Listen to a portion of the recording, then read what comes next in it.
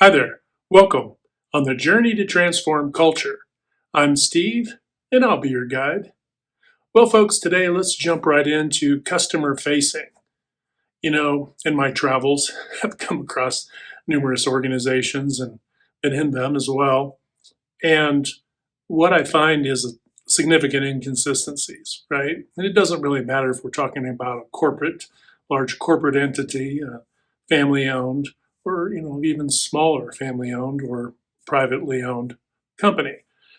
What you find is customer facing is a challenge for many organizations. So let's dive into some of what I'm talking about. First of all, if you were to walk up to the front of some of these satellite, we'll say satellite because not all of them are the corporate office, which is typically a monolithic square building with numerous floors, and they're pretty dress and surrounded by concrete. Not a whole lot going on there, right? But there are satellite organizations or independent organizations that are out across the country, in all countries pretty much. What you find is there's a challenge with customer facing. And what do I mean by that? You might think I'm referring just to meeting rooms and conference rooms and that sort of thing, and I am talking about those things. Those are very important. Those places where we sit down with customers, our reception areas, all of those are important, but we have to start further out. If you're driving down the road and you're, we'll say, a quarter mile out, and depending on the size of the organization, if they have large signage or small, as you approach, you see their sign. You're making whether you believe it or not, even if you never use these organizations, use their products, you're making a value judgment about that organization based on its ability to present its signage. Is it signage lit? Is it clean? Is it crisp? Right? As you get closer, depending on if there's fence lines and so forth, is there trash in the ravines nearby, or is the grass cut, or is weeds growing uncontrollably all over the place? And as you drive into the parking area, are the lines crisp?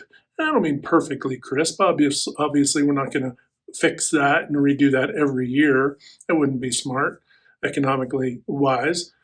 But if they just been ignored, the place just looks dilapidated. You pull up, everything just looks run down. Bushes have overrun the walkways, blotted out windows. They're unkempt. As you approach, they have a flagpole. It doesn't matter what flag they're flying. Does that flag, is it tattered? Is it torn? Is it worn out? Is it faded? Have they been, are they keeping it, uptight and serviceable, right? So why am I talking about all this?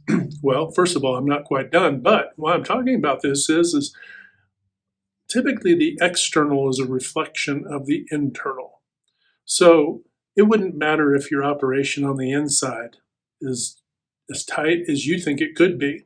It probably isn't if your external environment is also not reflective of your internal environment. So if you have high standards and expectations, and you have operating procedures, and everything is dress, and everything is 1, 2, 3 right down the line, but yet you stop short of how you present, you're really selling yourself short as an organization.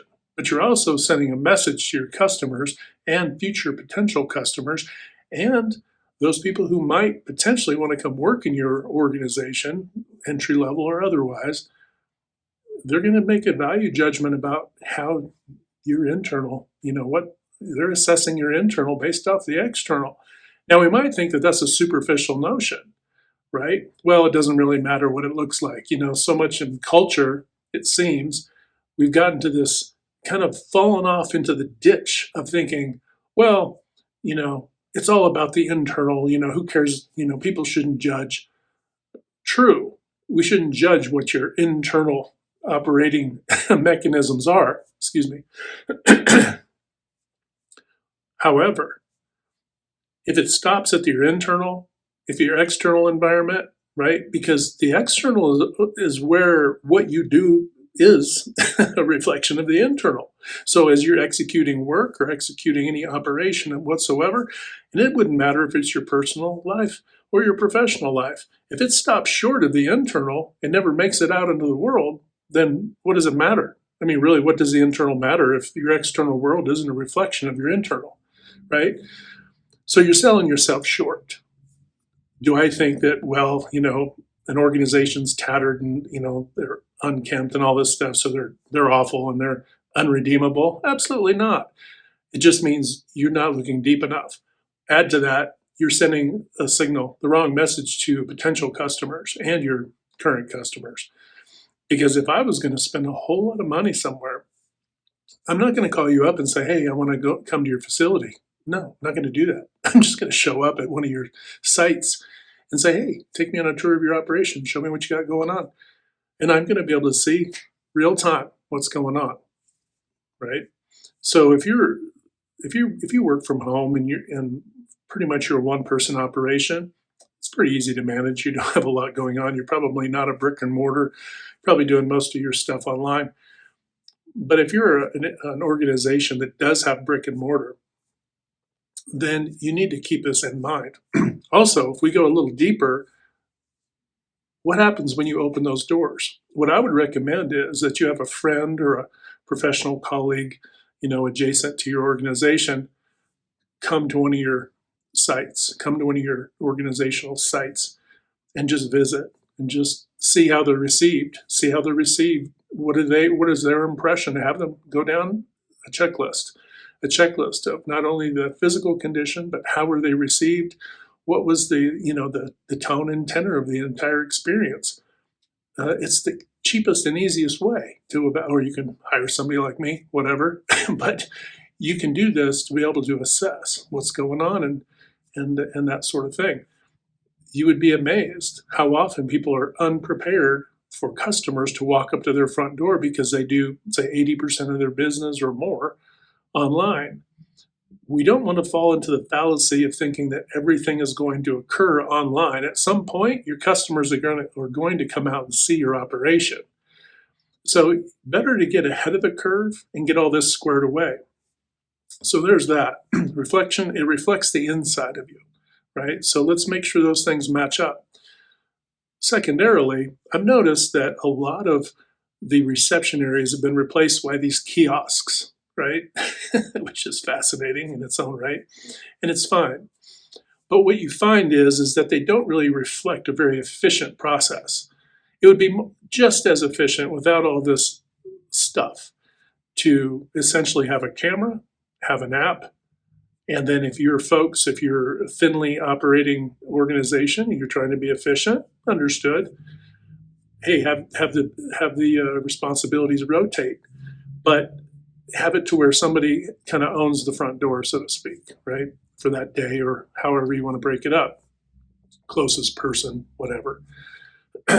All you need is a camera, a sensor, a camera, and when the sensor goes off, the app notifies you somebody's at the front, right? If you need to have an intercom, great. I'm not knocking the kiosk system. It's great, to do all that stuff. The problem is that your kiosk system isn't going to let folks in, and for secure areas, obviously, you need to have a gate there to prevent, just unauthorized access.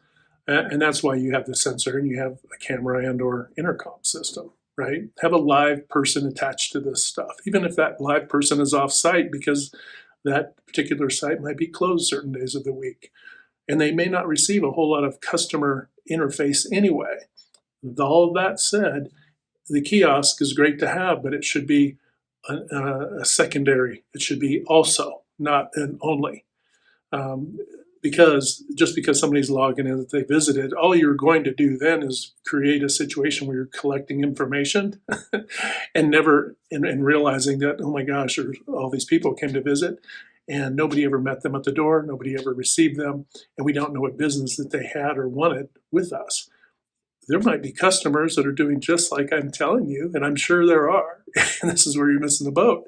They're going to show up, and the first thing they're going to do is like, oh, I guess they don't want my business.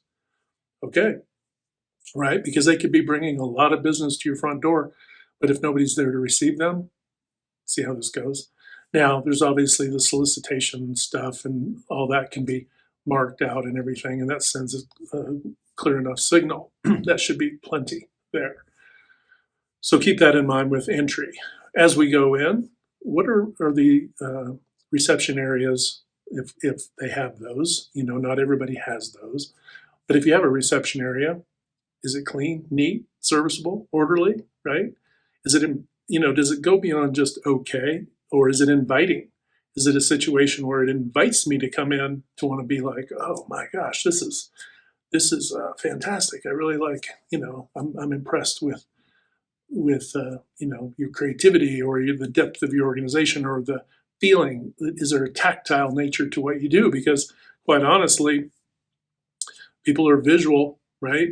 Yeah, it's things we hear, but visually, am I captivated visually by what you're presenting to me?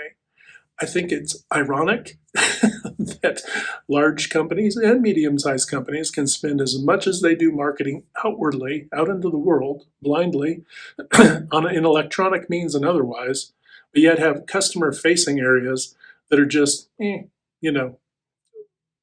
of milquetoast. They just, ineffective, lack any kind of attention whatsoever.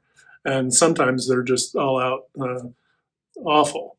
They're not well kept, and some of them are kind of disgusting. So, again, does the external reflect the internal? Just because you're pumping out millions of dollars or a lot of money into the marketing world to tell people, hey, we're great, we're great, we're great. When I show up at the front door and I'm coming in, you're telling me how great you are. It's great. You've got nice literature. You've got great online marketing campaigns, blah, blah, blah, all that stuff. But if I'm in your facility, because the next stop after that is probably going to be your conference room, and from there you're going to take me on a tour or whatever, and I'm going to see the hallways. I'm going to see where people work, and I'm going to see, is this place, healthy environment for employees? Are they excited to work here? Do they feel proud of where they work? Or do they feel, is their internal now reflecting the external, right? Because this is the other part of it. It becomes this boomerang effect, right? We talked about boomerang effect in previous videos. The boomerang effect is that people's standards lower to the external. And this is typically what you see. Well, if they don't really care, then why should I care? Right? And so standards start to drop, and it might be a few standards here and there. And next thing you know, standards are falling, by the droves. You've obviously, you can see if you've been awake for 5 minutes or more, that the turnover rate is massive, especially in the United States, up to 40+%. And you might think, well, folks are completely unmotivated. Well, part of the equation is that if your standards drop, some people want to go work somewhere where they know that there's going to be enforced fair standards, right? Not only for employee treatment, which is absolutely significant, but they want to know that there's a morale consideration here, that they care about the employees, right? That there's a reciprocal energy here. I'm going to bring my best energy to make this great product for your customers. I expect you to provide resources in the environment, be it safety or otherwise, to allow that to occur, right? So is the temperature super cold in there? And I don't mean because you work in a refrigeration area. Or is it really too hot? It could be that it's too hot to make the product that you make, and it's poorly affecting product. That can be a factor, right? So these are some things, just touching a little bit on some of these things with customer facing. It goes deeper because it actually does affect your standards, not only are reflected on the outside, but those outside, as those standards drop, they start to drop on the inside. And then you see that the customer can become or start to feel a little bit like a nuisance, like, oh, am I bothering you, right? Because now we're all there for ourselves. We're not there because we believe in the product, because this product is going to do great things for customers. We've fallen away from that. And it wouldn't matter if you have a support staff that's got it all going on. If the broader team isn't also embodying these same ideals and principles of customer facing, the external and internal being aligned, then you're losing even if you don't think you are. All you have to do is look at the high levels of waste, and I don't just mean physical waste, but wasted time and all kinds of other resources, and how high it is. It's almost, it's almost a third of our GDP in America. So anyway, today, folks, I just wanted to touch a little bit on the customer facing. Remember, hit that good domino 3 to 5 times a day to uplift, motivate, inspire, and then just encourage others. And when you do that, not only you're affecting and changing their lives and helping to transform culture, but you're also affecting your own life. And that's a fantastic thing. Hit like, share, and subscribe. And until next time, we'll talk to you later.